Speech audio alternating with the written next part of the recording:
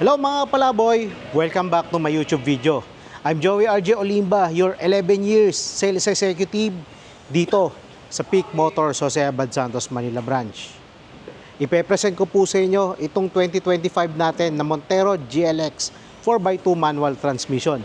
Pero bago ang lahat, please don't forget to like, share, and subscribe on my YouTube channel para updated po kayo sa other Mitsubishi promos and other Mitsubishi units na parating for this year of 2025. Mga kapalaboy, presenting the 2025 Montero GLX manual.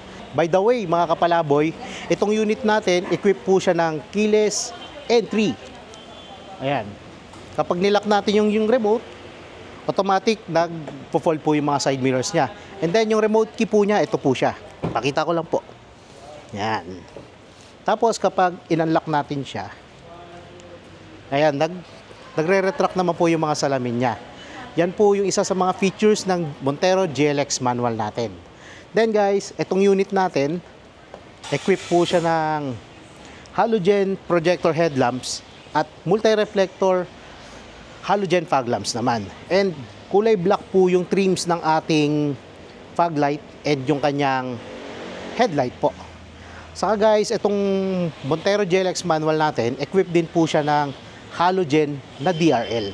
Kaya madidistinguish din natin guys, mga kapalaboy, kapag yung variant natin naka Montero GLX man, Montero GLS or Montero Black Series. Dahil kapag yung mga automatic variants natin ng Montero, equipped po siya ng LED projector headlight at LED DRL.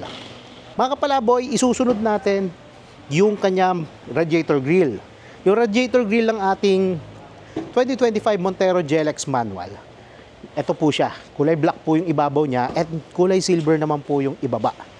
Tapos honeycomb grill, mas pinalaki para mas mabilis na lumamig yung kanyang intercooler at yung kanyang radiator.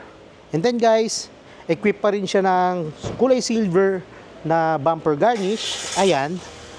Ayan guys. Tapos, sa gulong naman po niya, all variants natin ng Montero, equipped po siya ng 18-inch alloy rims. Tapos, yung kulay po niya, ito, kulay silver. Ano yan? Exclusive lang yan para sa Montero GLX manual and Montero GLS na automatic na 2025 model. Mga kapalaboy, silipin naman natin yung kanyang makina. Iangat lang muna natin guys. Yeah. Guys, ito po yung makina ng ating Montero GLX manual transmission. Naka 4 and 15 po siya na may VEC turbo diesel engine. Euro 4 compliant na rin yan guys. Kaya tahimik yung makina niyan, saka hindi po mausok. And then guys, sa mga nagtatanong, mas maganda ho yung 4 and 15 na makina dahil naka-establish na po yan since 2017 and ngayon ginagamit pa rin natin. Mas matagal na unit or mas matagal na makina means maraming available na parts sa market. Kahit sa mga auto supply, pwede tayong makabili na mga parts po niya. Saka mas mura syempre. Unlike kapag bago yung makina, mas mahal yung parts po nun. Dahil limited lang ho yung production pa ng makina na yon or ng mga parts ng makina na yon. Kaya medyo mas mahal siya, mas pricey. Unlike sa mga previous na model ng makina. And guys, etong 4 and 15 na to, matibay to. Kasi ano na siya, naka-aluminum black po yan. Tapos yung turbo po niya, ito, ayan yung turbo niya, napakatibay niyan. Tumatagal yan ng 10 years above po. Depende sa pag-maintain natin ng makina. Alagaan nyo lang po sa change oil to. Tsak, hahaba po yung buhay ng makina nyo. Again guys, yung makina po ng ating 2025 Montero GLX, GLS Black Series 4x2 o di kaya Montero Black Series 4x4, makina po neto 4 and 15. Hindi po siya naka 4 and 16 or 4 and 14. Yung 4 and 14 kasi, makina yan ng L300 natin. 4 and 16 naman, makina po yan ng ating 2024 Triton na mga variants po. 4 and 15 engine, mas mura po yung parts po niyan, mas mura at mas maraming available parts sa market or sa mga local auto supply, available po yung mga pyesa po niyan. Mga kapalaboy, yung ating braking system para sa ating Montero, mapa manual or automatic transmission, equip po siya ng disc brakes po. Naka-disc brakes po yung harapan niya and naka-disc brakes po yung likod. Mga kapalaboy, isusunod naman natin yung basic features ng loob ng ating 2025 Montero GLX manual transmission. Ipapakita ko po sa inyo yung loob. Ito guys, for release na yung unit na to, hindi ko na po siya papasukin. Ipapakita na lang ng camera man ko, yung partner ko, si Christine, yung loob po niya. And ituturo ko lang sa inyo yung mga basic functions or features ng unit na to. Tara! Ayan. Guys, kahit entry level yung unit natin ng Montero manual, equipped pa rin siya ng all-power na windows with central door lock switch. Ayan. Tapos guys, equipped na rin siya ng motorized na side mirrors with retractable side mirrors po. Pipindutin lang natin to para mag-fold po siya. And then, equipped rin siya ng switch para sa ating reverse sensor or parking sensor. Kung gusto niyo patayin yan, pwede niyo i-off dyan. And equipped din po siya ng headlight switch with fog light function. Tapos sa kabila naman yung function niya para sa wiper switches po. And then sa ating steering wheel, ayan, 3-spoke steering wheel po siya na naka-leather wrap. Tapos equipped din po siya ng audio steering remote. Ito. Ay, hindi natin makikita.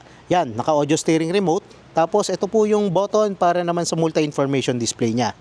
At sa kabila naman, kahit manual transmission po siya guys, equipped po siya ng cruise control. Meron po siyang voice command function with hands-free button po. Ito. Then guys, ito equipped din siya ng 6-speed manual transmission. And yung reverse gear po niya, katabi ng Primera. Yan. And then yung kanyang handbrake, lever type po siya. Unlike sa ating Montero GLS or automatic variants, naka-electronic parking brakes. Yan. Then guys, aircon controls. Aircon control ng ating Montero GLX manual. Naka-single zone auto climate control. Tapos, meron siyang button para magamit natin yung rear aircon niya. Kung hindi natin maabot at gusto nyo patayin yung aircon sa likod, pipindutin nyo lang yung button na nakalagay or nakalocate sa ating center console panel. Mga kapalaboy, sa head unit naman natin, mas maliit lang ng konti yung head unit ng ating Montero GLX manual. Pero equipped po yan ng SmartLink Display Audio. Para magamit natin yan guys, kailangan natin gamitin yung ating USB data cable para makonect natin sa Android phones natin, para magamit natin yung Android Auto niya. Or sa mga iOS devices natin like iPhone, para naman magamit natin yung Apple CarPlay. And para magamit natin yung mga apps niyan like Spotify, Google Map or Waze, YouTube Music, yan. Magagamit natin yan via SmartLink Display Audio. Yan. Tapos guys, safety features. Equip po yung unit natin ng dalawang airbag. Airbag po dito sa steering wheel or sa driver side. And meron siyang airbag sa dashboard na nakatapat naman sa ating passenger side po. And pwede rin natin yan ipatayin yung yung airbag sa passenger side. Gagamitan lang natin ng susi para ma-cut off natin yung airbag po. Mga kapalaboy, yung second row natin, fold and tumble po yan. Hindi ko na po siya i-fold and itatumble kasi po for release po yung unit na to. Pero na-fold and tumble po yan. In case po na marami tayong ikakarga pang gamit, pwede natin siya ihiga or itumble para marami pa tayong makargang gamit po. Tapos, sa third row naman niya, sa likod, mano-mano po yung pagbukas. Ayan. Third row natin, ito yung itsura niya kapag po yung upuan niya sa likod. Naka-deploy. Kung titiklopin natin, papakita ko lang po. Ganito po yung magiging itsura. Mas malaki po yung makakarga natin ditong gamit. Kasi yung upuan po niya napa-flat. Tapos, pwede nyo pang i-full flat po yan kapag hiniga natin yung second row seat po niya. And then guys, ito, same with other SUV. Meron din siyang sariling lagayan ng mga tools. Nakalocate lang po dito sa left side ng ating sasakyan. Dito natin ilalagay yung jack niya. And syempre, meron din po siyang 12 volts power outlet para naman makapag-charge tayo, or kung meron ho kayong portable cooler or mga portable devices, pwede nyo pong isaksak dyan sa 12 volts power outlet po niya. Yon. Isasara ko lang. Guys, yung unit na to, okay, mga kapalaboy, yung unit na to, equipped na rin po siya ng combination ng LED and halogen tail lamps po. Naka-LED po ito, yung ating tail light, parking light, and yung kanyang brake lamps. Tapos guys, equipped na rin po siya ng LED na reverse light. Kulay white po yan, mas maliwanag, kaya kitang-kita nyo yung yung nasa likod po niya. Tapos yung naka-halogen lang po sa kanya, itong kanyang turn signal lamps.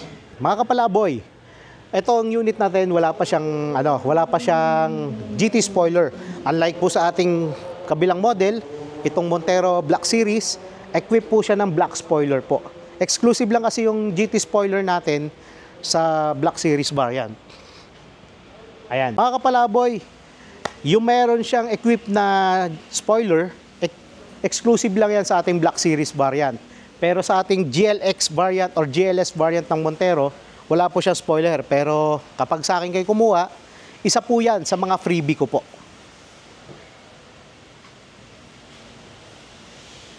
Ayan. Mga kapalaboy, pag-usapan naman natin yung price ng ating 2025 Montero GLX manual.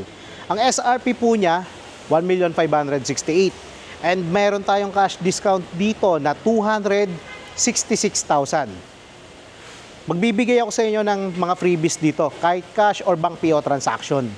Meron tayong GT spoiler, umbrella, at saka dalawang keychain. Then guys, ito pa. Free 3 years LTO registration tayo dito, kahit cash or bank PO transaction. And free PMS from first 1,000 up to 20,000. Exclusive lang yan kapag inabail nyo sa amin yung unit. At syempre, meron pa siyang extended warranty. From 3 years na standard warranty, may additional 2 years. Kaya yung magiging warranty ng unit natin, aabot ng 5 years po. And unlimited mileage. Kung kukunin naman natin siya ng in-house bank financing transaction, zero down payment po yung pinakamababang offer natin dito. And exclusive lang yan kung maaprobahan tayo based sa 20% computed down payment. Tapos guys, may mga exclusive freebies na ibibigay yung one and only Joey Boy Palaboy nyo. Magbibigay ako sa inyo ng GT spoiler, deep dish matting, Bosch Europa horn. Magbibigay din ako sa inyo ng dashcam, rain visor. Tapos meron din tayong Montero garnish. Magbibigay din ako sa inyo guys ng doorstep seals, muffler tip, car care kit, tapos umbrella at saka keychain. Sobrang dami. Tapos sa zero down payment guys, mga kapalaboy, meron tayo ditong free 3 years LTO registration. Free na rin yung 3 years TPL, 1 year comprehensive insurance with the Acts of God. Tapos chattel mortgage, free na rin po yan. Then, hindi rin mawawala yung mga free PMS natin up to 20,000 kilometers at yung extended warranty from 3 years magiging 5 years po yung warranty natin. And then, guys, sa zero down payment, hindi kasama dito yung bank out of town charge kung nakatira tayo outside Metro Manila. And kapag kulay white yung i-avail yung unit, meron po siyang additional 15,000 sa SRP. Kaya mag-a-adjust po yung monthly natin.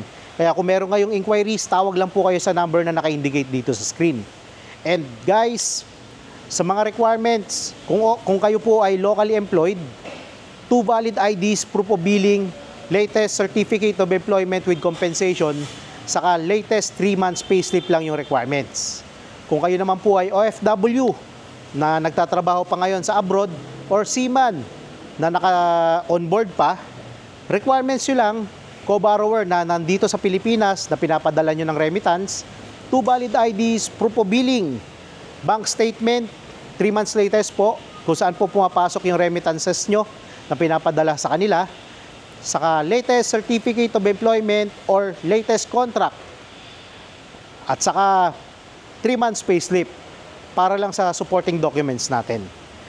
Kung kayo naman po ay registered business owner, requirements nyo lang naman 2 valid IDs, proof of billing, tapos latest business permit like DTI, saka 3 months latest bank statement kung saan pumapasok yung flow ng transaction nyo sa negosyo nyo.